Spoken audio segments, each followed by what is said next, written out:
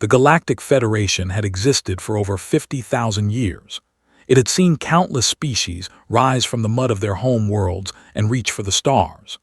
The Federation had welcomed them all, from the tiny Velix who stood no taller than a hand's width, to the massive Thornax whose bodies stretched longer than most ships. Every species had found its place in the great tapestry of galactic civilization. The Federation kept careful records. They tracked trade routes and population numbers. They monitored conflicts and resolved disputes. And most importantly, they maintained the apex predator list. This list was sacred. It told every spacefaring species which creatures in the galaxy were too dangerous to approach. The list included the razorwings of Proxima 7, whose acid spit could melt through hull plating. It included the void stalkers that hunted in the darkness between stars. It included exactly 47 species across all known space. Council member Erix had served on the classification committee for 300 years. In all that time, only 2 new species had been added to the apex predator list. Both were mindless beasts found on death worlds. Erix had never imagined that a sentient species would join that list. Then the humans made first contact. The discovery of Earth had been unremarkable at first. A small blue world orbiting an average yellow star. Initial scans showed intelligent life, which was always exciting. The Federation sent a standard first contact probe to observe and record. The probe would gather data for 1 local year before a formal diplomatic mission would be dispatched. The probe did its job perfectly. It recorded everything. And when the data reached Federation space, it caused the largest emergency session the Council had seen in 10,000 years. Erix sat in her hover chair in the Great Chamber, watching the holoscreen with growing horror. Around her, 200 representatives from across the galaxy had gathered. Most of them were shaking. The Velix ambassador had already fainted twice. "Play it again," demanded High Counselor Thrax. His 4 eyes were wide with disbelief. The recording started over. It showed a human settlement, one of their primitive cities made of stone and metal. The humans moved through their streets without fear. They walked upright on 2 legs, their small eyes facing forward like all predators. The recording showed a human child running across an open field. Behind the child was a creature the probe had identified as a canid, a 4-legged predator with sharp teeth and powerful jaws. The canid was chasing the child. The Thornax ambassador let out a moan of distress. The young one will be eaten. But the child was not eaten.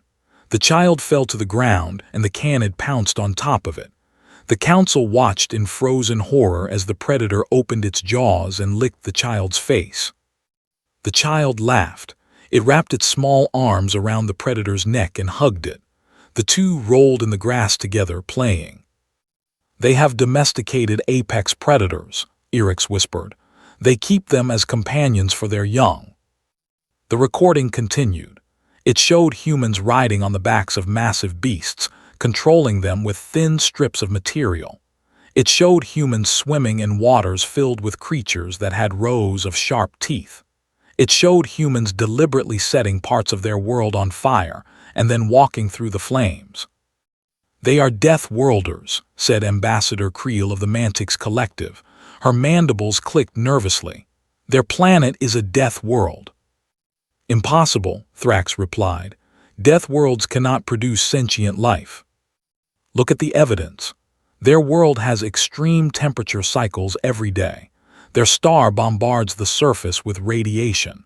Their atmosphere contains a corrosive gas that would kill most species within minutes." "Oxygen," Erix said quietly. "They breathe oxygen." The chamber fell silent. Oxygen was one of the most dangerous substances in the known galaxy. It was highly reactive. It caused metal to decay. It fed fires that could not be easily extinguished. And these humans breathed it constantly. The recording switched to a new scene. A group of humans was hunting. They carried primitive projectile weapons and moved through a dense forest with the easy confidence of apex predators. "Notice their movement pattern," Erix said. They are not sprinting, they are not using ambush tactics, they are simply following. For how long? Asked the Velix ambassador. 14 hours. The chamber erupted in confused murmurs. No species in the Federation used such a hunting method. Predators either ambushed their prey or chased it down in a sprint. They did not simply follow until the prey collapsed from exhaustion. But that was exactly what the humans did. They walked after the herbivore without stopping. They tracked it through the forest, across rivers, over hills. The creature ran and ran, but every time it stopped to rest, the humans appeared again, always walking, never stopping. After 14 hours, the herbivore simply fell down. Its body had given up. The humans walked up to it calmly and ended its life with a single blow. They are persistence hunters, Erix explained. Their bodies are designed for endurance. They cannot be outrun. They cannot be escaped. They simply keep coming until their prey is too exhausted to flee. Like the Void Stalkers, someone whispered. The comparison hung in the air. The Void Stalkers were considered the most terrifying creatures in the galaxy. The recording showed a human medical facility. A human was lying on a table while others cut into its body with sharp metal tools. They are killing it, the Thornex ambassador cried out. No, Erix said. They are repairing it. The patient is still alive. They have sedated it and are removing a damaged organ. The humans worked with calm efficiency. They reached inside the patient's body, manipulated its organs, and sealed the wound. The patient survived. They can open their bodies and survive, Erix continued. They can lose significant amounts of blood and continue functioning. They can survive the loss of several organs. They can even regrow certain body parts. The recording showed more scenes. Humans climbing vertical rock faces with bare hands. Humans diving deep beneath the water. Humans living in frozen wastelands. Humans living in burning deserts. They were everywhere. They had spread across their entire death world and thrived in every environment it offered. And then the recording showed something that made even Erix feel sick. A human child had fallen from a height of several body lengths. It hit the ground hard, and its limb was bent at an angle that suggested broken bones. The adults examined the child, wrapped the broken limb in rigid material, and within moments the child was smiling again. The child's skeleton was damaged, Erix said slowly, bones broken, and it will heal completely within weeks. They repair themselves, Thrax said, like machines. The recording ended. The chamber was silent. 200 representatives contemplated what they had witnessed. Finally, Ambassador Creel spoke. We must add them to the list. The debate lasted for 3 days. In the end, the vote was almost unanimous. 217 species voted in favor of adding humans to the apex predator list. Only 3 voted against. Warning beacons would be placed around their solar system.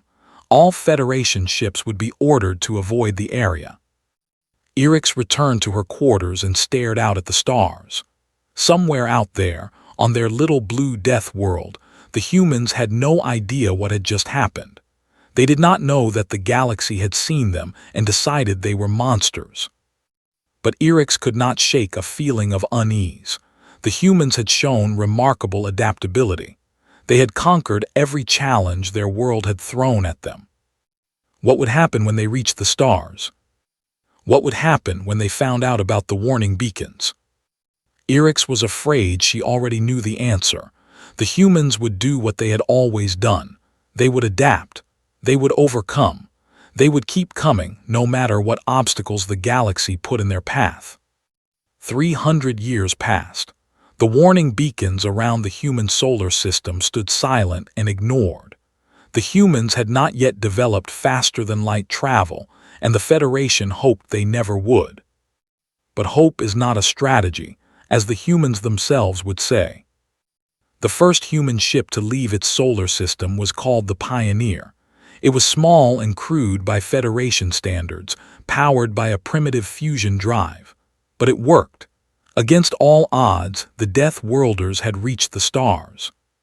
Council member Krell, a young Mantix who had inherited the original Erix's files, received the report when the Pioneer crossed the boundary marked by the warning beacons. The beacons broadcast their warning on all frequencies. They told the humans that the space beyond was claimed by the Galactic Federation, that the species designated human was classified as an apex predator, and that all contact was forbidden. The Pioneer ignored the warning. It kept coming. Emergency protocols were activated. 12 warships formed a blockade in the human ship's path. They broadcast their own warnings, demanding that the Pioneer turn back. The Pioneer slowed down and began broadcasting.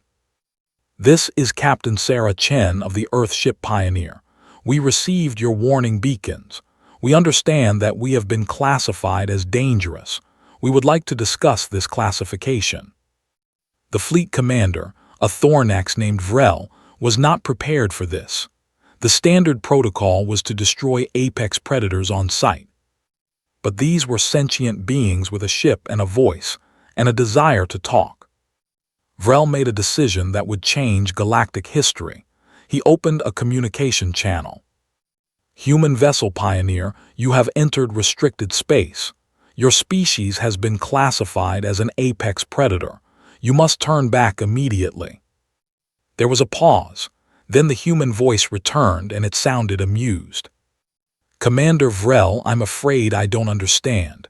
We're not predators. We're just people. We came out here to meet our neighbors, not to hunt them. Your classification is based on extensive observation. Your hunting methods, your physical capabilities, your environmental adaptations, all indicate that you are apex predators of the highest order." Another pause. This one was longer. "Commander, are you telling me that your entire galaxy is afraid of us because we can run long distances and we have dogs?" Vrel did not know what dogs were, but he remembered the recording of the human child playing with the domesticated predator. "Your species keeps dangerous animals as companions. You breathe toxic gases. You survive injuries that would kill any civilized being."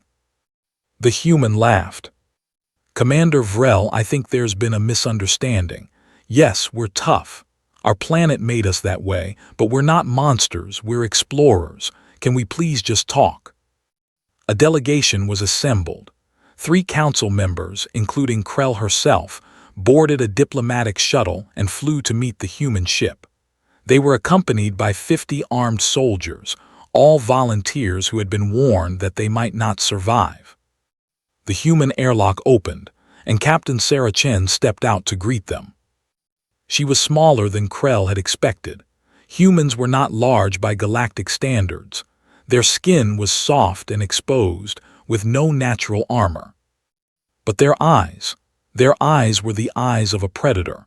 They faced forward, providing binocular vision for tracking prey. When Captain Chen looked at the delegation, Krell felt like she was being evaluated for weakness. "Welcome aboard the Pioneer," Chen said. Her voice was warm and friendly. "I hope we can clear up this misunderstanding." "The classification of your species was not a misunderstanding," Krell replied. "It was based on careful observation." Chen led them into the ship. The air was thick with oxygen, and Krell had to use her breathing apparatus to filter out the poison. They entered a common area where several other humans were waiting. The humans smiled at the delegation, but Krell noticed that they also positioned themselves carefully, maintaining clear lines of sight and easy access to exits. They moved like predators. They probably did not even realize they were doing it. "You're right that we're tough," Chen said. "Earth is not an easy place to live. Our ancestors had to fight for every meal. We evolved to survive." "Such as persistence hunting," Krell said. "Yes, our bodies are designed for endurance. In the old days, we would chase animals until they collapsed from exhaustion. It's not pretty, but it worked. It is the method used by the Void Stalkers." Chen's expression changed slightly. "I've heard of them. The space monsters that follow ships until crews make mistakes. That's not who we are. We haven't needed to hunt like that for thousands of years. But you still could. I suppose we could, but we don't want to. Yes, we have the capability to be predators, but we also have the capability to be friends, partners, allies. We came to the stars looking for others like us, not looking for prey. Why do you keep other predators as companions? Chen smiled. You mean dogs, they're our friends. We've lived together for tens of thousands of years. They help us and we help them. You turned a predator into a pet. We turned a predator into a partner. There's a difference. I want to show you something, Chen said. She led them to a view screen and pulled up an image. It showed a human city after some kind of disaster. Buildings were collapsed, fires were burning. But instead of fleeing, hundreds of humans were working to dig out survivors. They were climbing into unstable structures, risking their lives for people they had never met. This happened on our world 50 years ago, Chen explained. A natural disaster destroyed an entire region. People came from all over the planet to help. They worked for days without sleep. The images continued. Humans pulling each other from floodwaters. Humans carrying injured people through burning buildings. Humans forming chains to rescue children from collapsed schools. This is who we are, Chen said. Yes, we evolved as predators. Yes, we're tough. But we use those abilities to protect each other. We help the weak instead of preying on them. We run toward danger instead of away from it. She turned to face Krell directly. You classified us as apex predators because of what we can do, but you didn't consider what we choose to do. We could be monsters, but we chose to be helpers. We chose to be protectors. We chose to be good. The full council convened 3 weeks later. 237 species sent representatives to the Great Chamber. Word had spread about the human ship and its strange crew, and everyone wanted to see the apex predators for themselves. Captain Chen and her crew were given a platform in the center of the chamber. They stood in the bright lights, surrounded by hundreds of alien beings who watched them with fear and curiosity. High Counselor Emrak opened the session. This extraordinary session has been called to reconsider the classification of humanity. 300 years ago, this council voted to add humans to the apex predator list. Today, we will hear testimony from the humans themselves. Chen spoke about human history, about the long struggle from primitive hunter-gatherers to spacefaring civilization. She spoke about wars they had fought and peace they had built. She spoke about their dreams of reaching the stars. When she finished, the questions began. How do you control your predatory instincts? We don't control them, Chen replied. We channel them. The same drive that made our ancestors hunt is the drive that makes us explore. We redirected our nature. What guarantee can you offer that humans will not prey upon Federation species?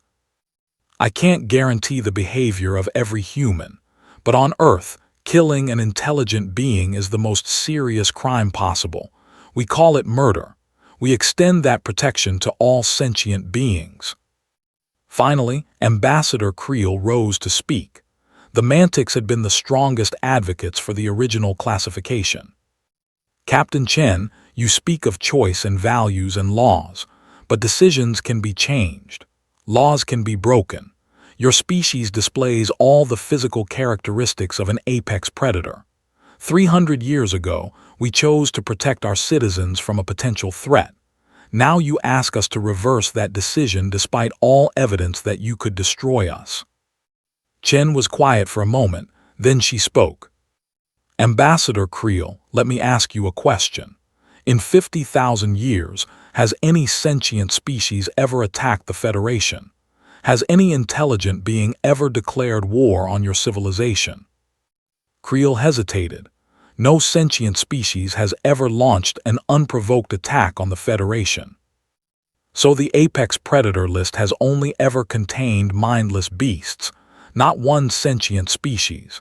And yet you classified us, the first sentient species on that list, based on nothing more than our physical capabilities. You didn't wait to see how we would behave. You just assumed we were monsters.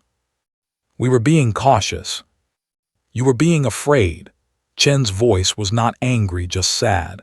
I understand fear. Humans know fear better than most. Our planet tried to kill us every day for millions of years. Fear kept us alive. She paused, looking around the chamber. But fear can hold you back. Fear can make you see enemies where there are only strangers. We conquered our fear. We learned to reach out to the unknown instead of hiding from it. And if we reach out to you, and you bite off our hand? Chen smiled, showing just a hint of her predator teeth. Then you'll have learned something important about us. But I don't think that's what will happen. I think, if you give us a chance, you'll find that humans make very good friends. High Counselor Imrak called for the vote. 142 species voted to remove humans from the apex predator list.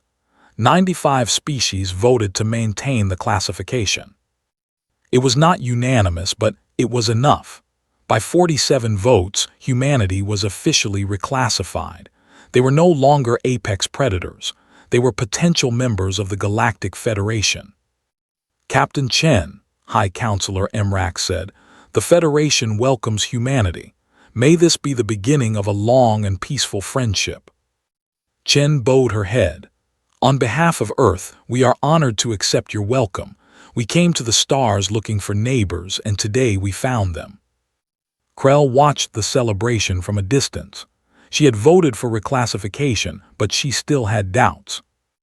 Then she watched as Captain Chen knelt down to speak with a Velix child who had wandered away from its parents. The human's massive form dwarfed the tiny alien, but her movements were gentle. She spoke softly, and the child laughed. A predator, kneeling before the smallest and weakest creature in the room, making it laugh. Maybe the humans were right. Maybe they really had chosen to be something better than their nature. 50 years passed. In the vast sweep of galactic history, it was barely a moment. But for the humans, it was enough time to change everything. They did not conquer. They did not dominate. They did not prey upon weaker species as the fearful had predicted. Instead, they built. Human engineers worked alongside Thornax architects to design space stations that could withstand extreme conditions. Human scientists collaborated with Mantix researchers on breakthroughs in medicine. Human artists shared music and stories with species that had never imagined such forms of expression. And human soldiers became the most requested peacekeepers in known space. The first human peacekeeping team was sent to the Creel system, where two species had been fighting over mining rights for decades. The conflict had claimed thousands of lives. All diplomatic efforts had failed. The humans arrived in a single ship, carrying only personal weapons and communication equipment. There were 12 of them, led by Commander Rodriguez. Both sides expected the humans to take their side. Both sides were disappointed. Rodriguez met with the leaders of each faction. She listened to their grievances, acknowledged their losses, and validated their anger. Then she told them the truth. The war was destroying them both. The negotiations lasted 3 weeks. Rodriguez slept only 4 hours a night, moving between the two camps, building trust, finding common ground. In the end, they reached an agreement.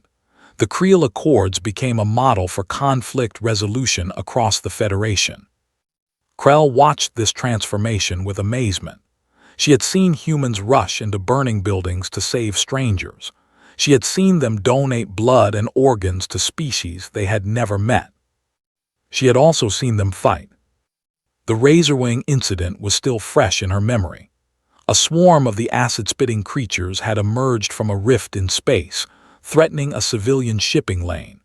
When the Razorwings broke through the fleet's defensive line and headed for a passenger liner, a human escort ship placed itself between the swarm and the liner. For 17 minutes it held the line, its weapons blazing, its hull melting under the acid spray. When reinforcements finally arrived, the human ship was a wreck. Half the crew was dead. but the passenger liner was safe. 3,000 civilians owed their lives to 20 humans who had chosen to stand and fight. Krell visited the survivors in the hospital. She expected to find them proud, boastful. Instead, they were quiet and sad. "We lost 10 people," the captain told her. 10 friends. I'll carry their faces with me for the rest of my life." "You saved 3,000 lives." "I know, and if I had to do it again, I would, but that doesn't make the loss any easier." This was the paradox of humanity. They were the most dangerous species in the galaxy, capable of incredible violence. But they were also capable of incredible sacrifice and love. They did not see these as contradictions. Humans would fight to protect strangers. They would die to save people they had never met. They would throw themselves into danger if it meant keeping someone else safe. They were apex predators who had chosen to become guardians. The anniversary ceremony marking 50 years of humanity's acceptance into the Federation was held on Earth itself. Thousands of aliens attended, wearing environmental suits and translators. High Counselor Imrak addressed the crowd. 50 years ago, we chose to welcome humanity despite our fears. Today, we celebrate that decision. Human scientists have made breakthroughs that benefit all species. Human diplomats have resolved conflicts that threaten to tear us apart. Human soldiers have defended the innocent. He paused. But most importantly, humans have shown us that strength and compassion are not opposites. They have shown us that the same species that can be the most dangerous can also be the most protective. They have shown us that apex predators can choose to be guardians. Captain Chen, now old and gray, walked to the stage. "When we first came to the stars, we were afraid too. Afraid that we were alone. Afraid that the universe was cold and empty. We were wrong. The universe is full of life, full of beings who want the same things we want. We are all children of the same cosmos, and together we can build something beautiful." She raised her hand, and holographic images appeared. Images of humans and aliens working together, playing together, living together. This is what we chose, not conquest, partnership, friendship. We could have been monsters, instead we chose to be family. The crowd erupted in cheers. Thousands of beings from hundreds of worlds, all celebrating together. 200 years after first contact, the Galactic Federation faced its greatest crisis. The Void Stalkers had evolved. For millions of years, the creatures had been mindless persistence predators. They drifted through space, following ships until crews made mistakes, then feeding on the wreckage. But something had changed. The Void Stalkers had begun coordinating their attacks. They were communicating, they were planning. The first wave hit the outer colonies. Dozens of settlements went dark overnight. By the time rescue ships arrived, there was nothing left but debris. The Federation fleet mobilized, but they were fighting an enemy unlike any they had faced. The Void Stalkers did not engage in direct combat. They simply followed, waiting, watching. Ships that tried to pursue them were led into ambushes. Ships that fled found that the Stalkers could keep up, week after week. Council member Erix, descended from the original Erix, called an emergency session. "We are facing extinction. The Void Stalkers have become intelligent hunters, and they are coming for all of us." "We need the humans," someone said. The holoscreen activated, showing a human face, an older woman with silver hair and calm expression. "I am Admiral Chen, great-granddaughter of Captain Sarah Chen. I understand you have a problem with persistence predators. The Void Stalkers have become sentient. They are coordinating attacks across dozens of systems. Our fleets cannot stop them." "I know," Chen smiled, showing just a hint of teeth. "The Stalkers have learned to think. They've learned to wait." She leaned forward. "They've never met humans before. They don't know what it's like to hunt something that hunts back. They don't know what it's like to face a species that will follow them to the ends of the universe and never, ever stop." We're not prey. We never were. And it's time we reminded the galaxy what apex predators are really capable of. The fleet that departed Earth was unlike anything the Federation had seen. Human ships built for endurance. Human soldiers trained for persistence. Human commanders raised on stories of their ancestors' hunts. They did not chase the Void Stalkers. They simply followed. Week after week, month after month, year after year. The Stalkers tried everything. They split up. They set traps, but the humans would not be drawn. They kept their formation. They maintained their pace. They followed. For the first time in millions of years, the Void Stalkers experienced being hunted. The creatures began to make mistakes. They attacked too early. They fled into unknown regions. They turned on each other in panic. And the humans were always there, always watching, always following, always closing in. The final battle took place in a dead system at the edge of known space. The remaining Void Stalkers had gathered there, the last of their kind. They were exhausted, desperate, beaten. Admiral Chen's fleet surrounded them. Then she broadcast a message so that every being in the galaxy could hear. To the Void Stalkers, you evolved intelligence and you used it to become better hunters. But you forgot that the universe has other hunters. You forgot that persistence runs both ways. You could have chosen a different path. You could have used your intelligence to become partners instead of hunters. That was your choice. But you didn't make that choice. You chose to hunt. You chose to kill. You chose to be monsters. Her voice hardened. And now you've learned what happens when monsters hunt the wrong prey.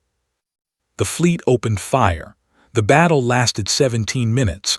When it was over, the Void Stalkers were gone, every last one. Council member Erix addressed the Federation one final time. 350 years ago, we added humans to the apex predator list. We looked at them and saw only danger. We saw the persistence hunting, the pack bonding, the impossible resilience. We were right. Humans are monsters. They are the most dangerous species this galaxy has ever known. But they are our monsters. They chose us. They could have stayed on their death world and let us face our enemies alone. Instead, they came to the stars. They made friends. And when darkness came, they stood between us and the void. We expected monsters and received guardians. Humans are apex predators. They always will be. But they are apex predators who chose compassion over cruelty, protection over predation, love over fear. And for that, the Galactic Federation is forever in their debt. The stars were quiet now. The Void Stalkers were gone. The Federation was at peace. But the humans remained. They spread across the galaxy, building and growing and helping. They raised families with alien partners. They created art that made species weep with joy. They stood guard over the weak and challenged the strong. They were Earth's children, forged in the fires of a death world, hardened by millions of years of survival. They were predators, hunters, monsters. And they had chosen to be good. Somewhere in the great archive of the Galactic Federation, the original first contact recording still existed. It still showed a human child playing with a cannid predator. But now, when Federation citizens watched that recording, they did not feel fear. They felt gratitude. Because they knew that somewhere out there, those same apex predators were watching over them, standing guard, keeping them safe. The humans had come to the stars looking for neighbors. They had found a galaxy full of friends. And they would never let anyone hurt their friends again. Never,